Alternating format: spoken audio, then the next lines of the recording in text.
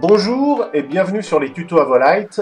Nous allons aborder aujourd'hui le deuxième volet des générateurs d'effets avec le Keyframe Shape. Le principal intérêt de cet effet est de pouvoir créer rapidement des effets entre palettes. Afin de visualiser ce que je fais, j'ai créé une petite préparation avec une position droit allumée avec des faisceaux serrés. Pour vous montrer la puissance et la simplicité du Keyframe Shape, je vais faire un effet Rainbow de 8 couleurs sur 8 projecteurs.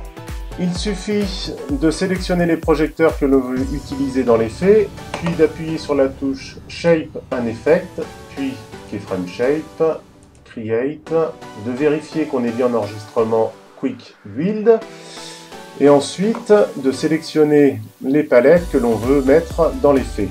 Donc 8 palettes de couleurs, 1, 2, 3, 4, ici 5, 6, 7, et on va faire la dernière, 8.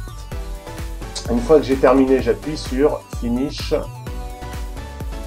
et ici l'effet commence à tourner. On peut ensuite modifier les paramètres de l'effet dans la fenêtre Effect Editor. On peut rajouter des pas à l'effet en rajoutant un layer. On peut, en cliquant sur le crayon ici, modifier la palette.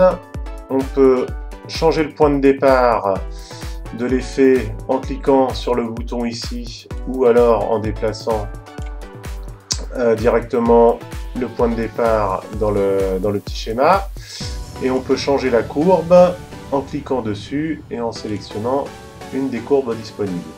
On peut également modifier la vitesse en cliquant sur la touche Speed, donc là je rentre 10 au clavier, changer la direction qui tient compte du layout du groupe, modifier la phase et la petite touche Sprayed pour étaler l'effet sur plusieurs projecteurs. Ici j'ai 8 projecteurs, donc je rentre 8.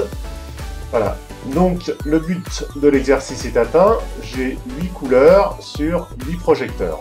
Je peux également créer un décalage en remettant mon Sprayed à 1 et en jouant sur la valeur d'overlap, par exemple 80%.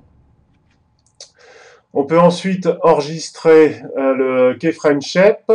À noter qu'il n'est pas possible de créer une palette pour le moment. On ne peut l'enregistrer que dans une queue ou une queue list.